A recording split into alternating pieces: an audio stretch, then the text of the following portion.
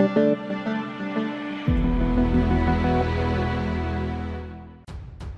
to hard reset Nokia C1 Plus. Step 1. Hold down the power key, push the power off option and wait until the device completely turns off. Step 2. Make sure that your phone is connected to the charger via USB Type-C cable. Step 3. Now hold power button and volume down button for a while. For further detailed guide, please check the link in the description. There you will find further steps on how to hard reset your smartphone.